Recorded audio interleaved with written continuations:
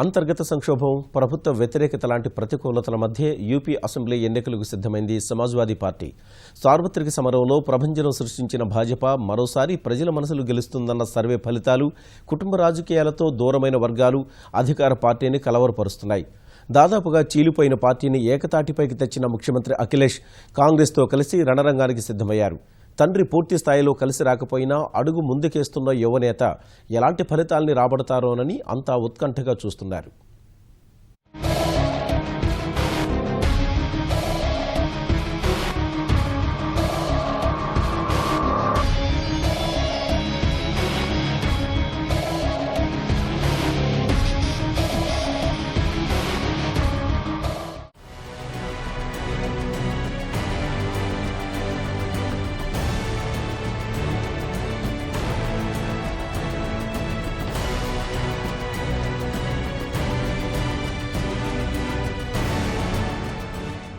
అధికారంలో ఉన్న ఏ పార్టీకైనా ఎన్నికల ముందు అనేక సమస్యలు సవాళ్లు విసురుతాయి. వీటన్నిటిని అధిగమించి మళ్లీ అధికారం చేజిక్కించుకోవడం అంత సులభమేమీ కాదు. ప్రస్తుతం ఉత్తరప్రదేశ్ ఎన్నికల్లో అఖిలేష్ సారథ్యంలోని సమాజ్వాదీ పార్టీ కూడా ఇలాంటి ఎన్నో సవాళ్లను అధిగమించేందుకు సిద్ధమవుతోంది. పార్టీలో అంతర్గత సంక్షోభం, అఖిలేష్ కు అనుకూలంగా ఉన్న యువకులతో పాటు సమాజ్వాదీ సంప్రదాయ ఓటు బ్యాంక్ అయిన ముస్లింలు, యాదవులపైన ప్రభావం చూపే అవకాశం ఉంది. తండ్రి కొడుకుల మధ్య అంతర్గత యుద్ధం సమయంలో ముస్లింలు, యాదవుల ఓట్ల మధ్య విభజన ఏర్పడింది. చివరికి అఖిలేష్ కే పార్టీ పగ్గాలు దక్కడంతో వీరంతా ఏకమయ్యారు. యాదవేతర ఓబీసీలను ఆకర్షించడంలోనూ యూపీ యువ ముఖ్యమంత్రి విజయం సాధించారు. రాహుల్ అఖిలేష్ జోడీ ముస్లింలు, వెనుకబడిన వర్గాలతో పాటు బ్రాహ్మణులు, ఠాకూర్ల ఓట్లు కూడా దక్కించుకునే అవకాశముందన్నది విశ్లేషకుల మాట. 17 ఓబీసీ కులాలను ఎస్సీలో చేర్చడం ద్వారా అఖిలేష్ వారి మద్దతు కూడగట్టుకున్నారు. బీఎస్పీ అధినేత్రి మాయావతికి పెట్టని కోటైన దళిత వర్గంపైన ఎస్పీ కాంగ్రెస్ కూటమి ప్రభావం చూపనుంది.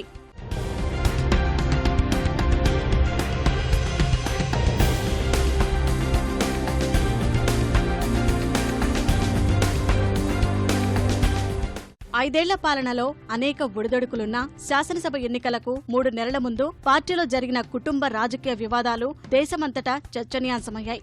రాజకీయ వారసత్వాన్ని కుమారుడికి అప్పగించేందుకు ములాయం రాజకీయ చతురతను ప్రదర్శిస్తూ భారీ వ్యూహమే అమలు చేశారు. ఒక దశలో కుమారుడిని పార్టీ నుంచి సస్పెండ్ చేస్తున్నట్లు కూడా ప్రకటించి అందరినీ ఆశ్చర్యపరిచారు. తండ్రి కొడుకుల మధ్య వైరం రోజురోజుకు ముదిరి ఒకరంటే ఒకరికి పడదన్నట్లు నమ్మించారు. పార్టీలో తనయుడి కంటే తమ్ముడికే ములాయం ఎక్కువ ప్రాధాన్యత ఇవ్వడం పట్ల మొదటి నుంచి అసంతృప్తితో ఉన్న అఖిలేష్ ఎన్నికలకు ములాయం అభ్యర్థుల జాబితా ప్రకటించగానే పోటీగా తాను మరో జాబితా మీడియాకు విడుదల చేశారు. ఈ చర్య తర్వాత పార్టీ నుంచి అఖిలేష్ ను ములాయం సస్పెండ్ చేశారు. అనంతరం జరిగిన అనేక నాటకీయ పరిణామాలు సమాజ్వాదీ పార్టీ ప్రతిష్టను కొంతమేర దెబ్బతీశాయి.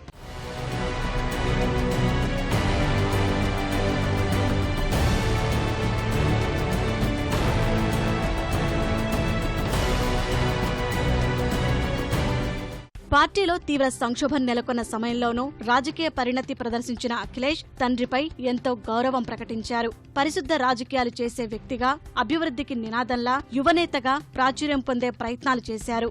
ఇప్పుడు కూడా తండ్రిని భుజాలపై మోస్తూ ఎన్నికల బరిలో దిగుతున్న అఖిలేష్ సమాజ్వాదీ కార్యకర్తల్లో నేతాజీకున్న అనుబంధాన్ని సొమ్ము చేసుకునే పనిలో పడ్డారు. సమర్థ నేతగా తండ్రి పట్ల విధేయుడిగా ఉంటూనే ఏనాడు ములాయంను ఒక్క మాట కూడా అనని అఖిలేష్ మద్దతుదారుల అండతో సైకిల్ గుర్తు తమకే కేటాయించాలంటూ ఎన్నికల సంఘం తలుపు తట్టారు.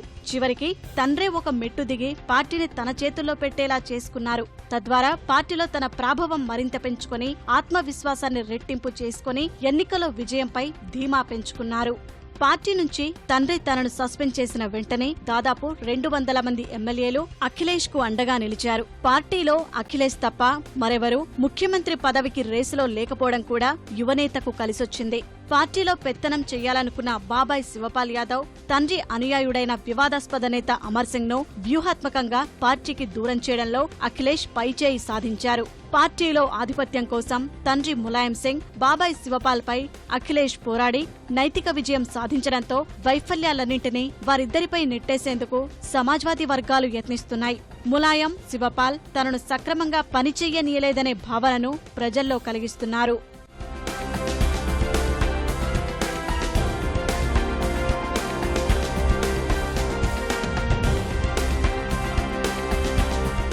కుటుంబ రాజకీయ వివాదాలతో సతమతమైన తండ్రి ములాయంపై చివరికి అఖిలేషే పైచేయి సాధించారు. కుమారుడి సారథ్యంలో ఉన్నదే అసలైన సమాజ్వాదీ పార్టీ అని నిర్ధారిస్తూ కేంద్ర ఎన్నికల సంఘం సైకిల్ గుర్తును కేటాయించడం ఎన్నికల సమరానికి ముందు అఖిలేష్ సాధించిన అతిపెద్ద విజయంగా రాజకీయ నిపుణులు అభివర్ణిస్తున్నారు. ఈ చర్యతో సమాజ్వాదీలో నాయకుడిగా అఖిలేష్ స్థానం మరింత బలోపేతమైందని, ఇది ఎన్నికల్లో తమకు సానుకూల ఫలితాలు తెచ్చిపెడుతుందన్నది సమాజ్వాదీ వర్గం భావన.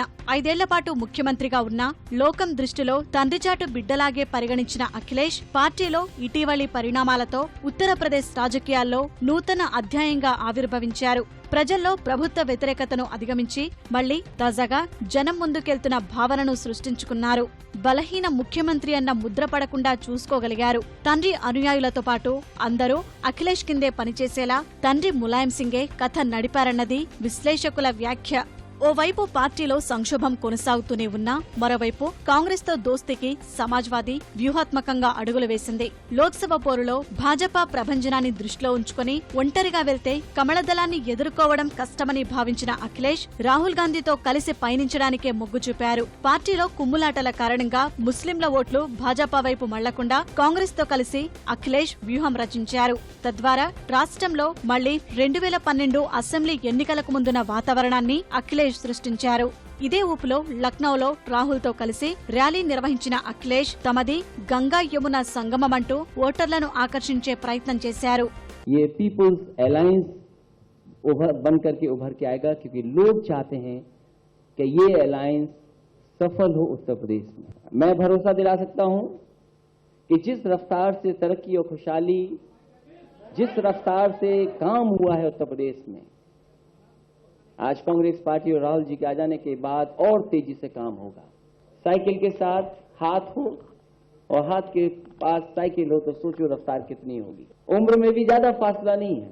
अगर साइकिल के 2 पहिए हैं तो हम और राहुल जी यहाँ बैठे हुए 2 पहिए हैं, बन करके तेजी से आगे बढ़ाएंगे चीजों को। हम क्रोध की राजनीति, गुस्से की राजनीति को रोकना चाहते हैं। इस राजनीति से देश को नुकसान हो रहा है, जनता को चोट पहुंच रही है। इसलिए हमने ये अलायंस किया है।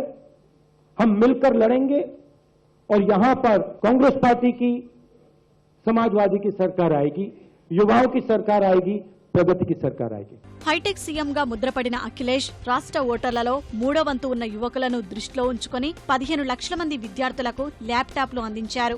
మహిళలు, పట్టణ మధ్యతరగతి ప్రజలను ఆకట్టుకునేందుకు అనేక సంక్షేమ పథకాలు ప్రవేశపెట్టారు.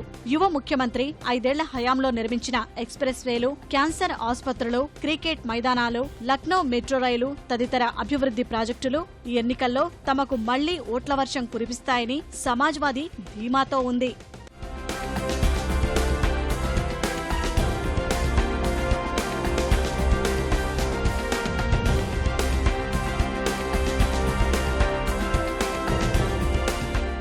ఇక ముందస్తు సర్వేలు కూడా యూపీలో హంగు ఏర్పడే అవకాశముందని, సమాజ్వాదీ పార్టీ రెండో అతిపెద్ద పార్టీగా నిలుస్తుందనే సంకేతాలు వెలువరించగా మరింత కష్టపడాల్సిన అవసరముందని అఖిలేష్ వర్గం గుర్తించిన సమయంలో మరో అవాంతరమొచ్చింది.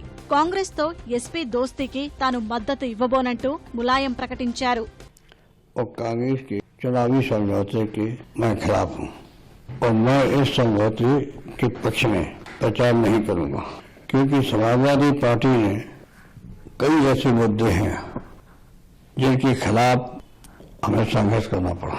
जब मस्जिद का मामला हो, एक जमाना आया तो फर्जी एनकाउंटर हो रहे थे, उसी की वजह से हमारा देश पिछड़ गया। ఈ ప్రకటన వెనుక కూడా ములాయం తనదైన వ్యూహముందనే వాదనలు వినిపిస్తుండగా 5 ఏళ్లలో శాంతి భద్రతల్లో ఘోర వైఫల్యం, ముజఫర్ నగర్ అల్లర్లు, యాదవులు, ముస్లింలకు సర్కారు అధిక ప్రాధాన్యత ఇవ్వడం తదితర అంశాలు వెంటాడుతున్న వేళ లోక్సభ ఎన్నికల్లో తిరుగులేని విజయం సాధించి అసెంబ్లీ పోరులోనూ జోరు కొనసాగించాలని చూస్తున్న భాజపాకు గట్టి పోటీనిచ్చేందుకు సమాజ్వాదీ సిద్ధమైంది. 403 నియోజకవర్గాల్లో ఫిబ్రవరి 11 నుంచి 7 విడతల్లో జరిగే ఎన్నికల్లో అడ్డంకులన్నీ అధిగమించి సమాజ్వాదీ పార్టీ ఎలా గట్టెక్కుతుందోనని అందరిలోనూ ఆసక్తి నెలకొంది.